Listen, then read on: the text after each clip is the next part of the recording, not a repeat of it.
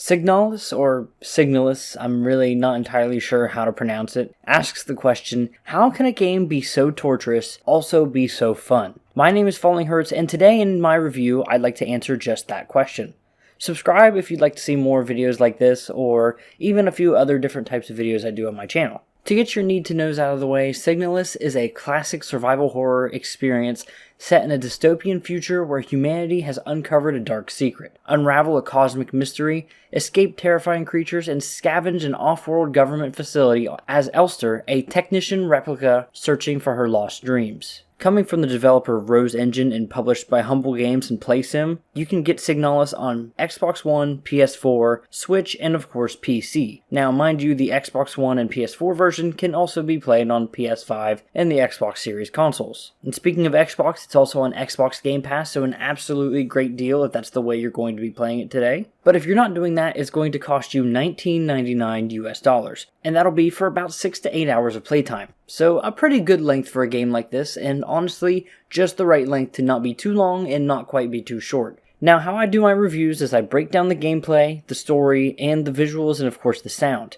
And then I'll kind of bring it around to a final verdict, which I'll also post as a YouTube short, assuming everything goes to plan. But that's everything you need to know, so let's jump right into the best part of the game for me personally, and that is the gameplay. Signalis has two main gameplay loops: the Silent Hill style, almost top-down tank control puzzle survival horror game, and also the walking simulator first-person kind of intermediary chapters. So to get the relatively bad part out of the way, the first-person segments are really not fun, but at least they're pretty short. The only positive I really have to say is that they provide a really nice change of pace to the top-down view of the main game, and honestly that can't be overstated just how important that actually is with the kind of, I want to say, torturous slog as I mentioned earlier, but in the best way possible, which I'll break down here. And with that being said, the survival horror of Signalis is amazing. At first, I won't lie, I was a little concerned that the game was too easy on the normal difficulty with plentiful health and ammo and honestly very few enemies all around. But boy was I wrong. As the game ramps up its difficulty, the dread and helpless feelings set in,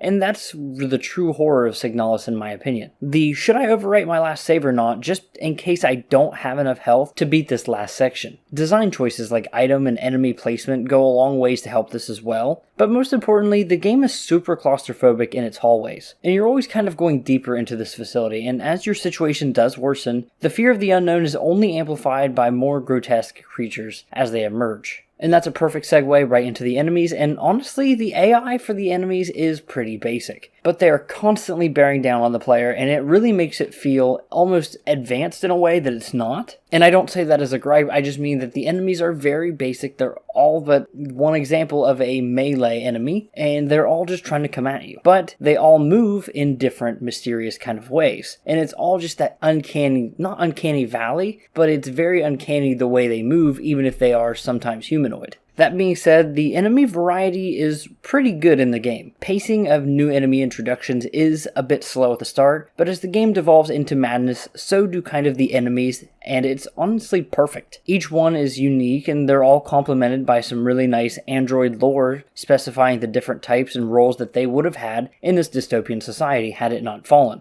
Oh, and one more thing before I move on from the gameplay, I'd be a fool not to mention the puzzles of Signalis. Yes, absolutely yes. That's really all I can say. The anxiety and overwhelming nature of moving to a new area with countless new rooms and random odd items and even enemies to avoid, that heightened sense is only beaten out by that of satisfaction as you find where all those items go and solve those inventory-based puzzles, as well as some just straight up great high IQ puzzles as well. And I don't mean that like Rick and Morty. I mean the puzzles like shutting down the furnace by setting the gas, CO2, and O2 meters to the proper measurements, or even leveling out the water pumps that all have different amounts that they can hold, are both great examples that give absolutely nothing away by me saying that as far as their solutions go, but I really do promise you that each of these are super satisfying, and there's countless other examples throughout the course of the game which are grounded in a sort of reality, but also complementing the idea that in this sci-fi future, we're playing as an android, and they're going to be able to do a lot of things that us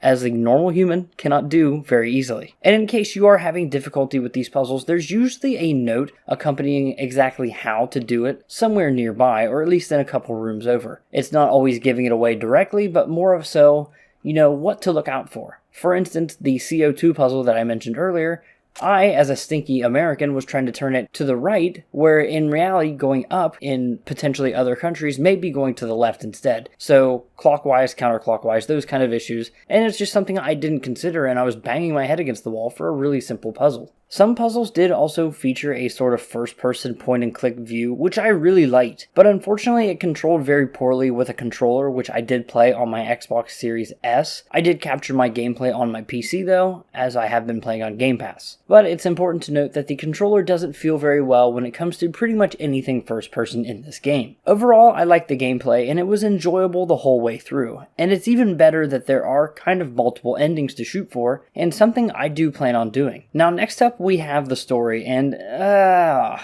man, I really wanted to love the story that was being told. The existentialism and the admittedly pretty great sci-fi mystery do take the forefront here, but due to the odd cutscene delivery, I really wasn't that involved with the story. Now obviously the minute-to-minute gameplay doesn't tell you too much, but the anime-styled cutscenes were very, how do I want to say this, disorienting?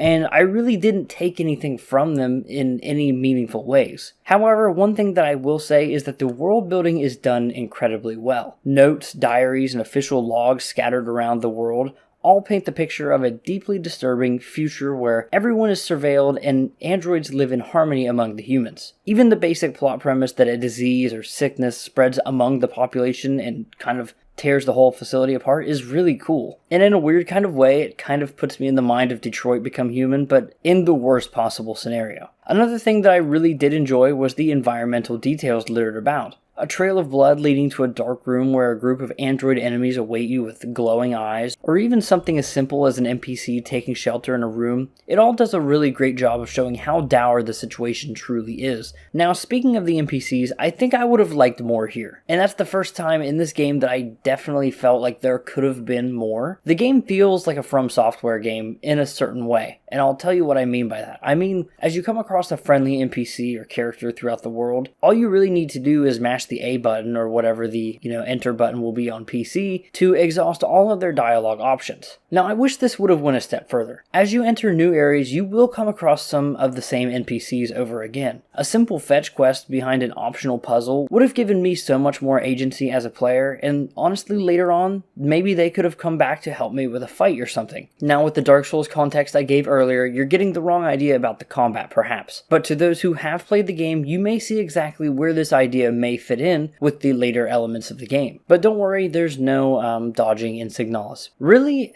circling back around to the story, that's all there really is to say. Ultimately, I wasn't really a fan of much of the plot presentation that was in front of my eyes, but I was much more a fan of what was said rather than what was actually shown. Now, when it comes to presentation, there was also a lot I wanted to love here, more specifically with the visuals.